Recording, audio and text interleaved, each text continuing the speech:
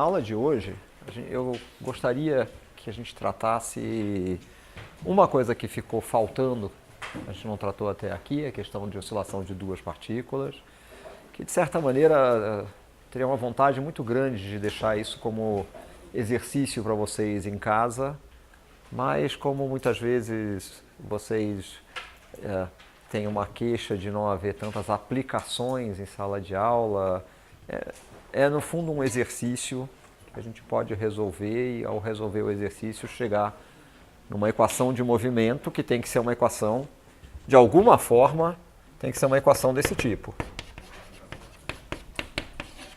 Se é uma equação desse tipo, a gente vai ter como resultado um movimento harmônico simples. Bom, nós já tratamos aqui também, já mencionamos aqui a correspondência entre o movimento harmônico simples e o movimento circular uniforme. O movimento harmônico simples é uma projeção do movimento circular uniforme, a gente vai retomar isso e nós vamos mostrar como isso nos conduz de maneira razoavelmente natural a tratar desse problema em termos da notação complexa. A gente vai estender, de certa maneira, o que a gente faz para variáveis reais, para uma variável complexa, e nós vamos ver que isso, no contexto presente, não vai ter tantas vantagens assim, mas especialmente quando a gente tratar de equações diferenciais um pouquinho mais complicadas, como no caso do movimento harmônico amortecido, a gente vai ver a utilidade da notação complexa. Muitas vezes vocês se assustam um pouquinho. Puxa, notação complexa, já estou com dificuldade de lidar com uma equação diferencial de uma função de variável real. Como é que eu vou fazer isso com uma função complexa? Na verdade, o que isso vai fazer é que vai simplificar a nossa vida, porque a gente vai pegar uma equação diferencial de segunda ordem, que em princípio a gente pode olhar e dizer, puxa, eu não sei se eu sei resolver esse negócio, e vai transformar essa equação diferencial de segunda ordem numa equação do segundo grau. E essa eu sei que todos vocês sabem resolver. Resolver a equação do segundo grau, a gente vai obter diretamente as soluções da equação diferencial. Então, vamos lá. Vamos começar com a ideia desses sistemas de duas partículas. Tá? E isso não é um sistema de osciladores acoplados, que é um pouquinho mais interessante ainda do que a gente vai fazer aqui. É simplesmente um sistema desse tipo.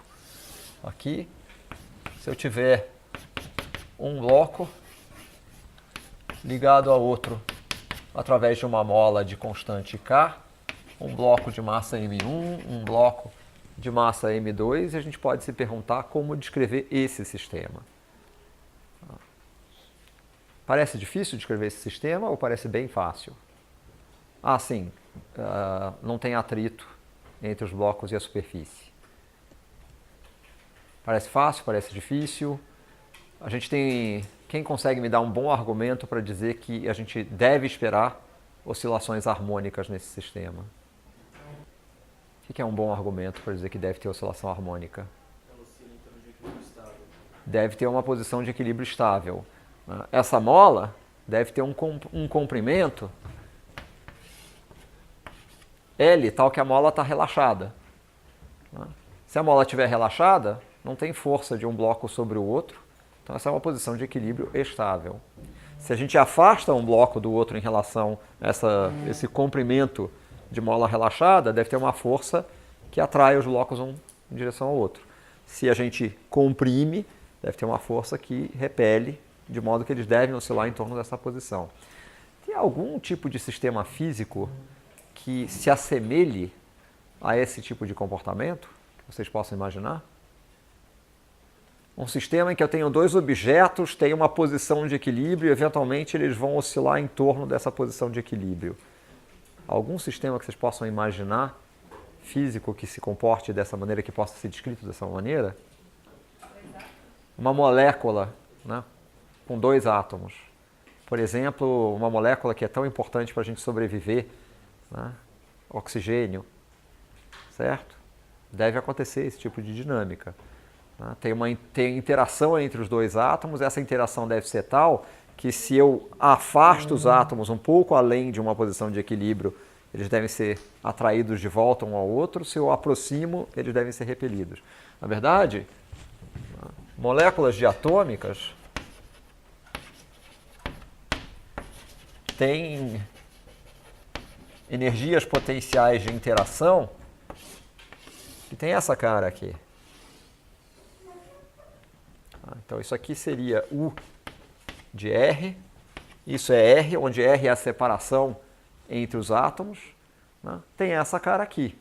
Ora, é evidente que na vizinhança dessa posição aqui, para pequenos deslocamentos em relação a essa posição aqui, o comportamento deve ser um comportamento de oscilador harmônico. E, de novo, parece bastante com esse sistema aqui. Tá? Bom, então se a gente quiser tratar uma molécula diatômica, a gente modela a molécula diatômica dessa maneira, e agora a gente quer tratar esse sistema. O que fazer para tratar esse sistema? Aquilo que a gente aprendeu a fazer no semestre passado, lei de Newton. Né? Quais são as forças que atuam sobre o bloco de massa M1? Peso normal, força elástica. Né?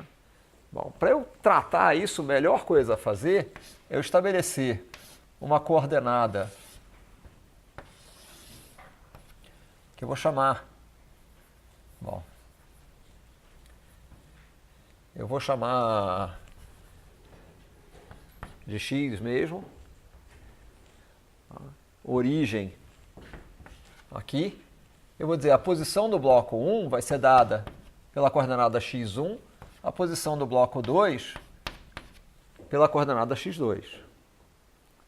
Bom, como é que eu consigo saber qual é a força elástica sobre o bloco 1? Como é que vai ser essa força elástica?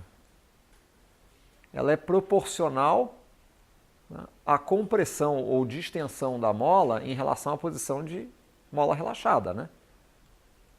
O que isso quer dizer? Isso quer dizer que eu tenho que comparar a distância entre esse bloco e esse com a posição de mola relaxada. Dito de outra maneira, módulo de F deve ser igual a K módulo de x2 menos x1 menos L. Né? Quando x2 menos x1 for igual a L, a mola está relaxada. Certo? Bom, então agora resta saber m x1 dois pontos vai ser igual, vamos lá, qual é a força que atua sobre essa massa se x2 menos x1 menos L for positivo? x2 menos x1 menos L corresponde justamente, né, a esse deslocamento em relação ao equilíbrio. Se for positivo, o que isso quer dizer? Isso quer dizer que a mola está distendida ou comprimida? Distendida, né? Se a mola está distendida, a força sobre a massa M1 aponta em que sentido? No sentido para a direita, ou no sentido positivo do eixo X. Então, isso aqui vai ser igual a K vezes x2 menos x1 menos L.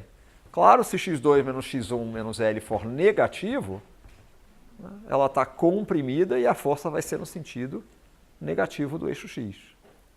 Da mesma maneira, mx2 pontos. Bom, quanto que deve ser essa força? A mola é uma mola ideal, né? Se ela é uma mola ideal, isso quer dizer que ela tem massa desprezível, né? Logo, ela transmite esforços. O que isso quer dizer é que a força exercida pela mola sobre o bloco de massa M1 tem que ser igual e contrária à força exercida pela mola sobre o bloco de massa M2. Então, isso aqui tem que ser menos K, x2 menos x1 menos L. Bom, e agora? Como é que a gente resolve um negócio desses? Isso aí tem a cara da equação diferencial que nos interessa? Não, né? Ou, mais precisamente, ainda não. Por quê? Ora, eu tenho aqui um sistema de duas equações diferenciais acopladas. Né? A equação para x1 depende de x2 e não só de x1. A equação para x2 depende de x1 e não só de x2. Como é que a gente resolve isso? Bom, a gente constata imediatamente dessas duas equações, desculpe, aqui é M1 e M2, tá? A gente constata imediatamente dessas duas equações que se eu somar as equações, o lado direito da igualdade se anula. E isso expressa algo muito simples. M1 x1 2 pontos mais M2 x2 2 pontos, que é igual a M xcm 2 pontos, igual a zero. Sim, o centro de massa desse sistema não sofre a ação de forças externas, a resultante das forças externas é nula, então o movimento do centro de massa desse sistema vai ser retilíneo uniforme, podendo ser retilíneo uniforme com velocidade nula, ou seja, pode ser repouso. Certo? O que vai depender essencialmente das condições iniciais. Dadas as condições iniciais para o movimento do centro de massa, o movimento do centro de massa vai sempre permanecer o mesmo, porque a resultante das forças externas se anula. Tá bom. Então, a gente conclui da análise algo que a gente já saberia de cara. O movimento do centro de massa tem que ser retilíneo uniforme. O momento do centro de massa tem que ser constante. Tá bom.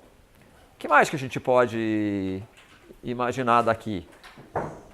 Bom, tem uma outra coisa que a gente pode fazer que vai ser útil.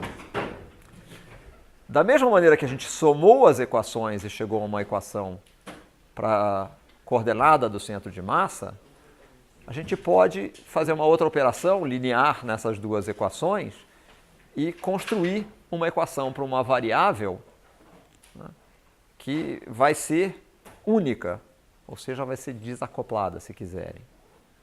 Como é que a gente faz isso? Bom, se eu pegar essa equação aqui, né, e multiplicar essa equação por M2, multiplicar essa equação por M1, eu vou ter um fator comum nessas duas equações que vai simplificar. Eu subtraio essa equação, então isto aqui, vezes M2, isso aqui, vezes M1, eu vou pegar esta equação multiplicada por M1 e vou subtrair dela essa equação multiplicada por M2. Notem o que vai acontecer. M1, M2, que multiplica x2, 2 pontos, menos x1, 2 pontos, vai ser igual a menos M1 mais M2, K, x2 menos x1, menos L. Vocês estão de acordo com isso?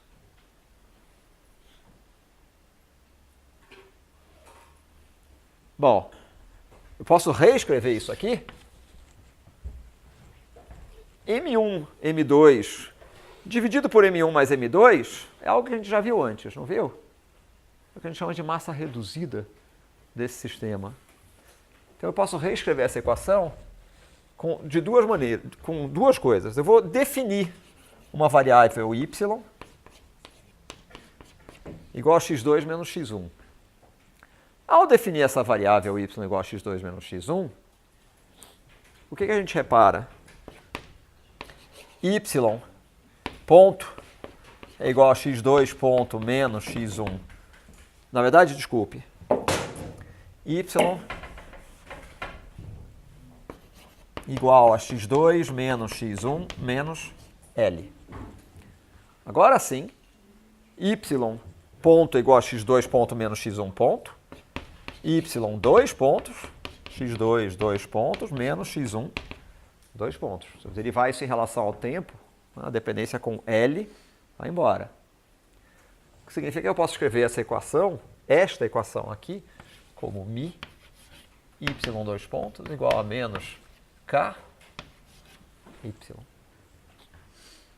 Ou y 2 pontos mais ômega ao quadrado y igual a zero, onde ômega ao quadrado é k sobre mi. Então vejam que interessante. A dinâmica do que a gente chamaria de uma partícula relativa, uma partícula que descreve o movimento relativo dos dois blocos, é exatamente a dinâmica de um oscilador harmônico, né, com massa dada pela massa reduzida do sistema de duas partículas. Ok? Vamos lá. Mi, M1, M2 sobre M1 mais M2. Tem dimensão de massa, né? Certo?